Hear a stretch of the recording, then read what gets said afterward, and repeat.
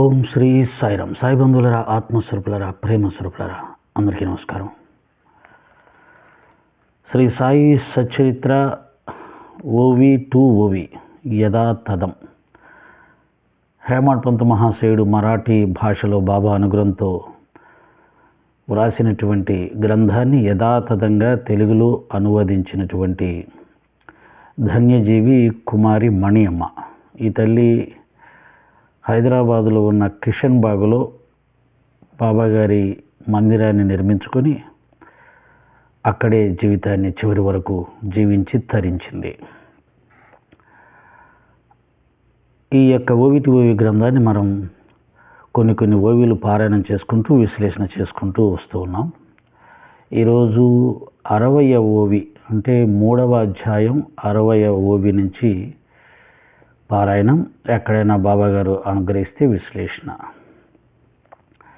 ఈ కథలను జీవితాంతం స్మరించుకుంటూ ఉండాలి. వానిని నిత్యం పారాయణం చేసే జీవులు భవబంధనాల నుండి విముక్తులై శాంతిని పొందాలి. ఈ కథలు ఎందుకు రాయబడ్డాయని చెప్తున్నాడు. ఈ కథలను నిత్యం పారాయణం చేసేవాళ్ళు, వింటున్న వాళ్ళు భవబంధాల నుండి విముక్తిని పొంది శాంతిని పొందాలి. భవబంధాలు నేను అనుకున్నాం కదా, భార్య పిల్లలు, భర్త పిల్లలు, బంధువులు, మిత్రులు, శత్రువులు, ప్రపంచ విషయ వాసనలు, ఇష్టాలు అయిష్టాలు చాలా ఉంటాయి. వీటన్నిటి నుంచి విముక్తి పొందితే కానీ శాంతి లేదు. మరి వాటన్నిటినీ ఎలా విముక్తి పొందుతే ఎలా వద్దనుకోవాలి? మనమే వద్దనుకోవాలి. అవి మన దగ్గర నుంచి పోవు, మనమే వద్దనుకోవాలి. ఆ వద్దనుకోవడంలోనే ఉంది శాంతి. చాలామంది అశాంతితో ఉన్నామంటే కారణం ఏంటంటే వీటిల్లో ఏవో కొన్ని ఇంకా పట్టుకొని వేళ్లాడుతూ ఉండటం. ఈ కథలను భక్తిభావంతో చదువుతున్నా వింటున్నా సాయిపై ధ్యానం సహజంగా కుదిరి దానితో వారి సాకార సగుణ రూపం కళ్ళల్లో కనిపించి చిత్తం వారి యందు దృఢంగా నిలిచిపోవాలి. పోతుందనట్లా పోవాలి అంటున్నాడు. అంటే అలా చదవమంటున్నాడు. ఈ కథలు చదవాలి, వినాలి. అలా చేయడం ద్వారా సాయినాథుల వారి యొక్క రూపము మన కళ్ళల్లో, మన మనస్సులో శాశ్వతంగా ముద్రించబడాలి అంటున్నాడు. ఎప్పుడైతే బాబాగారి రూపం కళ్ళు మూసినా తెరిచినా దర్శనమిస్తూ ఉంటుందో అటువంటి వారికి మనశ్శాంతి కరతలామలకంగా ఉంటుంది. ఎందుకంటే బాబా రూపమే పరమశాంతి స్వరూపం. మొన్న ఎక్కడో ఒక భక్తురాలు కామెంట్ చదివాను. నేను బాబాగారిని మానేశానండి పూజించటం అని అంటూ, మందిరానికి వెళ్తే వారిని చూస్తే ఏదో కొద్దిగా మనశ్శాంతి అనిపించేది, అందుకని వెళ్ళేదాన్ని, మీరు చెప్పాక వదిలేశాను అనింది పాపం. అంటే ఆమె మనశ్శాంతిని పోగొట్టుకోవడానికి సిద్ధపడింది మతం కోసం. ఎవరి అదృష్టం వారిది. అప్పుడు సద్గురు యందు భక్తి కలిగి, సంసారమందు ప్రపంచమందు విరక్తి కలిగి, గురుస్మరణ యందు ప్రీతి కలిగి మనసు నిర్మలంగా ఉంటుంది.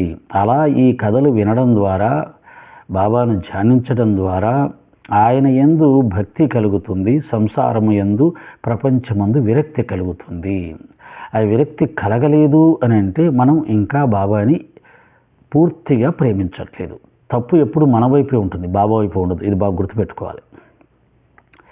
ఈ ఉద్దేశంతోనే సాయిబాబా కరుణతో నన్ను నిమిత్త మాత్రునిగా చేసి స్వయంగా ఈ రచనా కార్యాన్ని చేశారు. ఇలా మనని ఉద్ధరింప చేయడానికే బాబావారు హేమాడ్ పంత్ గారి చేత ఈ గ్రంథ రచన చేశారు అని చెప్తున్నారు. ఆవు పొదుగు నిండా బాగా సమృద్ధిగా పాలు ఉన్నా దూడ లేకుండా పాలు చేపదు. ఇది ఆవు యొక్క నైజం. సాయి యొక్క ప్రేమ కూడా ఇట్టిదే. సాయి దయామయి. చాతక పక్షి వంటి నా కోరికను మన్నించి నాపై ఆనంద వృష్టిని కురిపించి నా చిన్న కోరికను తీర్చి భక్తులకు కూడా ఆనందాన్ని కలగచేశారు.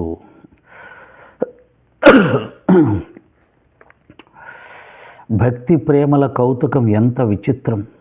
బిడ్డ ఆకలి తల్లికి తెలుస్తుంది.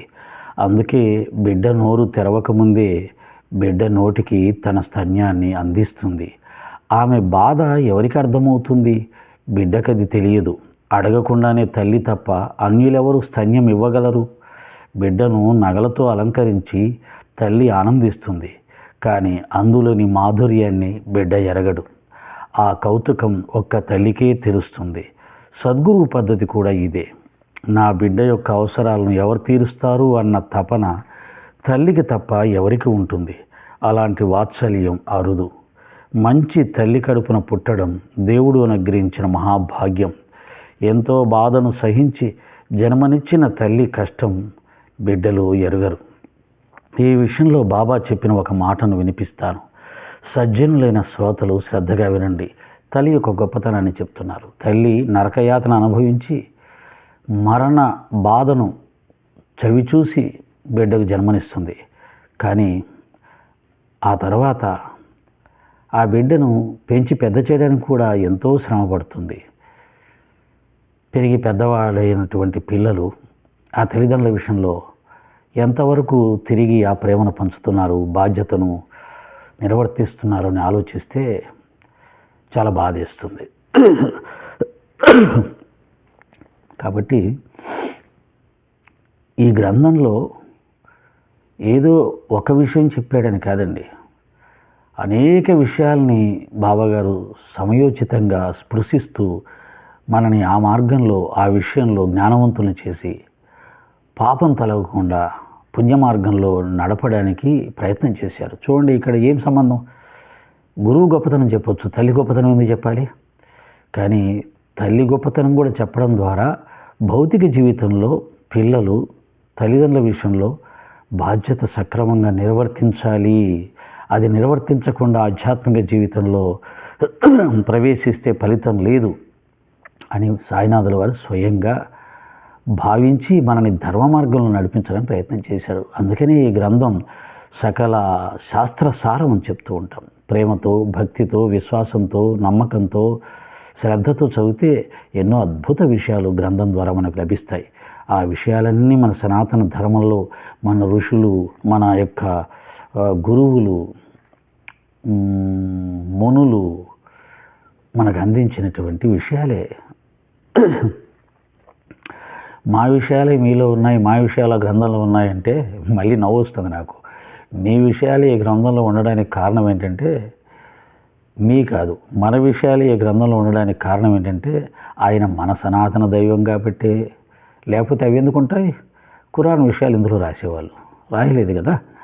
దాన్ని బట్టి అర్థం చేసుకోవాలి. ఈ గ్రంథం మన శాస్త్రాలకు సంబంధించిన గ్రంథం. ఈ గ్రంథంలో ఉన్న కథానాయకుడు మన శాస్త్రాలకు సంబంధించిన పురాణ పురుషుడు. మంచి తల్లి కడుపున పుట్టడం దేవుడు అనుగ్రహించిన మహాభాగ్యం. నేను అటువంటి మంచి తల్లి కడుపున పుట్టాను. ఆమె జీవితాంతం కష్టాలే అనుభవించింది. అయినా సరే ఏ రోజు కూడా తన కొడుకుల్ని, తన బిడ్డల్ని తక్కువ చేసి మాట్లాడలేదు. వాళ్ళందరినీ వదిలేసి ఆమె ఏకాంతంగా తన సొంత ఇంట్లో జీవించింది, ఎవరి మీద ఆధారపడకుండా. అయినా సరే తన బిడ్డల్ని ఎప్పుడూ ఆశీర్వదిస్తూనే ఉండేది.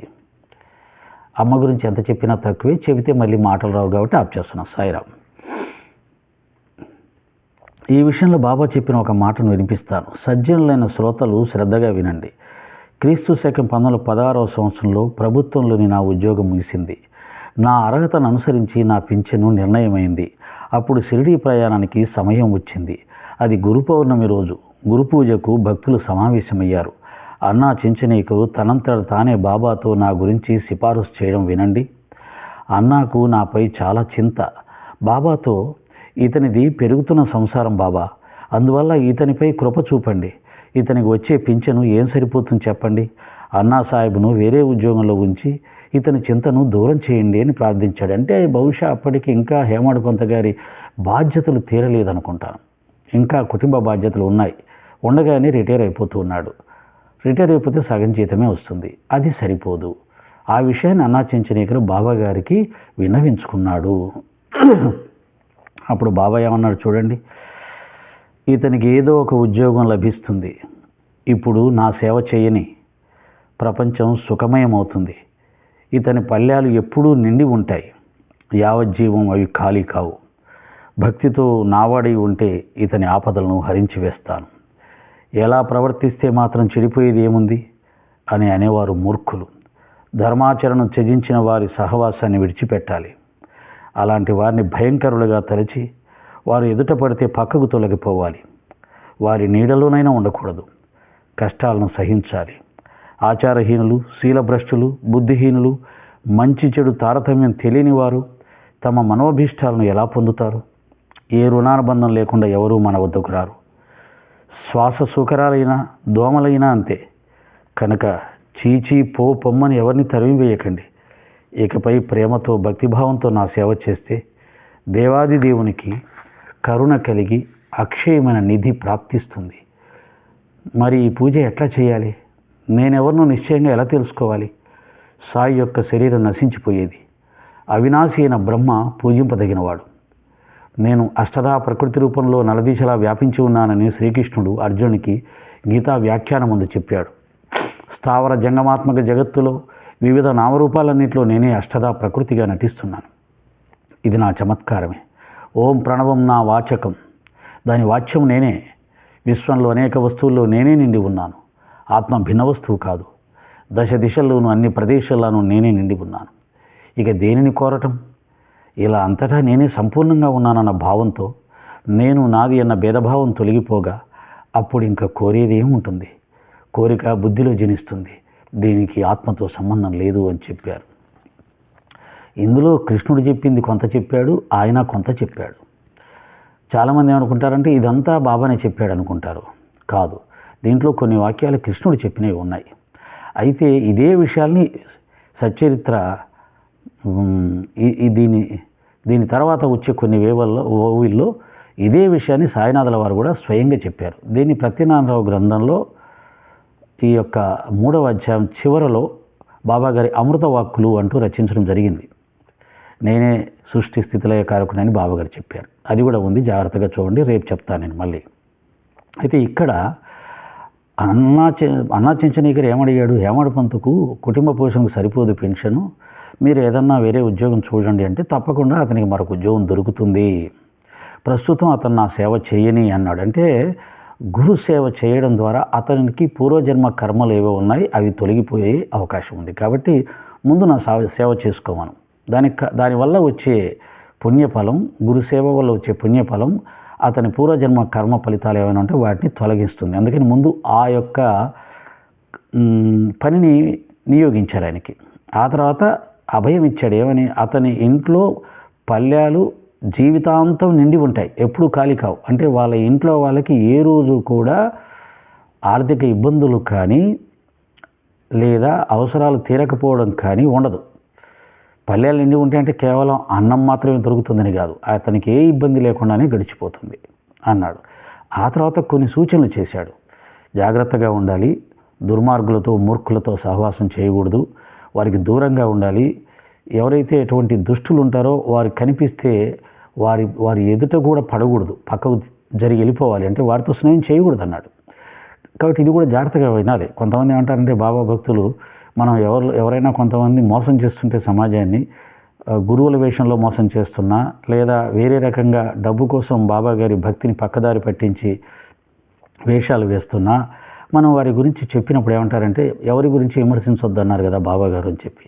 కాదు, స్పష్టంగా చెప్పాడు. అటువంటి వారికి దూరంగా ఉండాలి, అటువంటి వారితో స్నేహం చేయకూడదు, అటువంటి ముఖం కూడా చూడకూడదు అని స్పష్టంగా చెప్పాడు. కాబట్టి ఎప్పుడూ దుష్టులకు దూరంగా ఉండాలి. అలాగని వారిని ద్వేషించకూడదు, అలాగని వారిని ద్వేషంతో విమర్శించకూడదు. అటువంటి వాళ్ళు ఉన్నారు కాబట్టి జాగ్రత్త, అటువంటి వాళ్ళ దగ్గరికి వెళ్ళవాకండి, మోసపోతారు అని మాత్రం ప్రజల్ని భక్తుల్ని చైతన్యపరిచే బాధ్యత తెలిసిన వాళ్ళకు ఉంటుంది.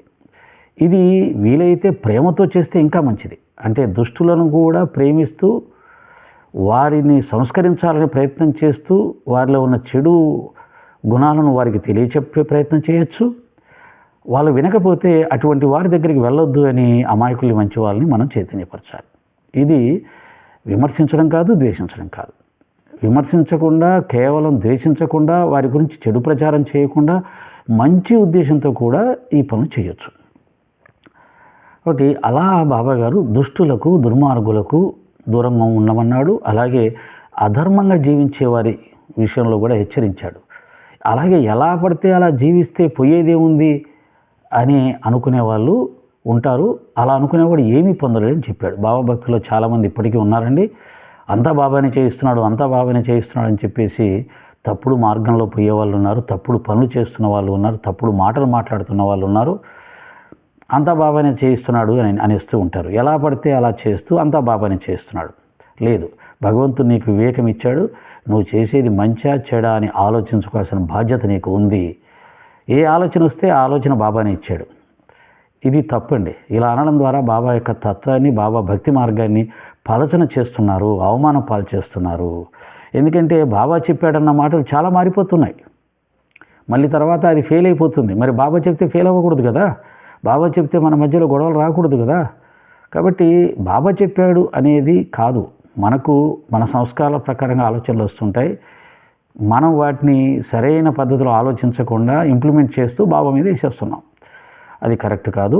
ధర్మాధర్మాలు, మంచి చెడులు, అది బాబాకి ఇష్టమా అయిష్టమా, బాబా మార్గమా కాదనడానికి మనకు సత్యత్ర ఆధారంగా ఉంది. కాబట్టి సత్యరిత్ర ఆధారితంగా మనం విశ్లేషణ చేసుకొని చేయొచ్చా చేయకూడదా ఆలోచించుకోవాలి. ఏదైనా 1-10 సార్లు ఆలోచించుకోవాలి. మైండ్లోకి రాగానే వెంటనే దాన్ని ఇంప్లిమెంట్ చేయడం, అందరికీ బాబాని చెప్పాడని చెప్పడం, చివరికి అది ఫెయిల్ అయిపోవడం, మన మధ్యలోనే మనస్పర్ధలు రావడం, ఇవన్నీ కూడా కాదు. కాబట్టి బాబా ఎప్పుడూ మంచి చెప్తాడు. ఆయనది బ్రహ్మవాక్కు. ఆయన చెప్పాడు అంటే అది ఖచ్చితంగా మంచి ఫలితాన్ని ఇస్తుంది, అది విజయవంతంగా ముగుస్తుంది. ఇది కూడా తెలుసుకోవాలి. లేదు మనం బాబా చెప్పాడు మనం ముందుకు దూరిపోతే అనేకమైన అవాంతరాలు వస్తాయి, గొడవలు వస్తాయి. వాటి ద్వారా మనం తెలుసుకోవాల్సింది ఒకటి ఉంటుంది, అది తెలుసుకోవాలి. నిజంగానే ఈ యొక్క భక్తి మార్గం ముళ్ళ మార్గమే, అంత సులభమైన మార్గం కాదు.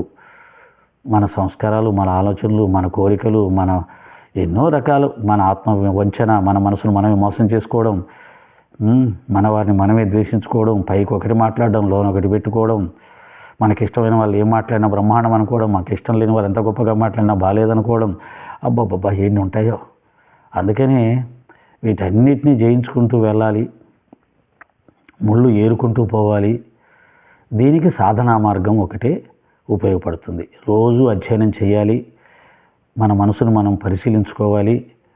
మన ఆలోచన, మన ప్రవర్తన ఎక్కడైనా అరిషడ్వర్గాలలో ఏదో ఒకదానికి సంబంధించి ఉందా, లేదా పవిత్రంగా ఉందా.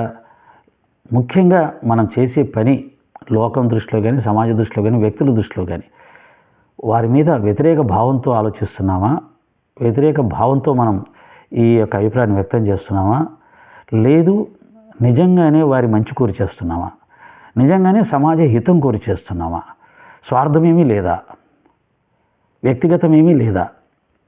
ఇవన్నీ కూడా ఆలోచించుకుంటూ ముందుకు వెళ్తే బాబా సంతోషిస్తాడు, సత్ఫలితాలు వస్తాయి. ఇప్పుడు నేను ఎంతవరకు చదివాను, సాయి మహారాజు మూర్తి భవించిన మన ఆత్మే, అక్కడ కోరిక ఎలా స్ఫురించగలదు. కోరిక బుద్ధిలో జనిస్తుంది, దీనికి ఆత్మతో సంబంధం లేదు. అంటే మన కోరికలు ఎక్కడి నుంచి వస్తున్నాయి, బుద్ధిలో వస్తున్నాయి. మనం ఆత్మస్వరూపులం కాబట్టి బుద్ధి కూడా మనం కాదు, అంటే మనం ఆత్మస్వరూపులం కాబట్టి ఈ కోరికలతో, ఈ సంసారంతో, ఈ భేదభావాలతో, ఈ గొడవలతో, వీటితో ఏం సంబంధం లేదు మనకు. కాకపోతే మనం వాటితో అటాచ్ అయి ఉన్నాం, లోకంతో అటాచ్ అయి ఉన్నాం. మన బుద్ధి ఇంకా పనిచేస్తుంది, మనసు ఇంకా పనిచేస్తుంది కాబట్టి మనం స్పందిస్తున్నాం. అయితే ఇక్కడే మళ్ళీ లోకహితం కోసం స్పందిస్తే తప్పులేదు.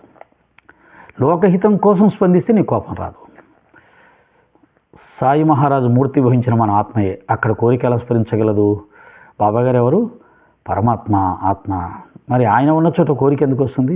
రాదు. స్వార్థం ఎలా వస్తుంది? రాదు. అహంకారం ఎలా వస్తుంది? రాదు. క్రోధం ఎలా వస్తుంది? రాదు. ద్వేషం ఎలా వస్తుంది? రాదు. ఆయన ఉన్న చోట ఏం రావు. ఆయన లేకుండా ఉన్న చోట అవన్నీ వస్తాయి. కొద్దిగా నెమ్మదిగా తెలుసుకుంటూ ప్రయత్నం చేద్దాం. సచేతన సమస్తం ప్రసాదిస్తుంది. సాయిరాం.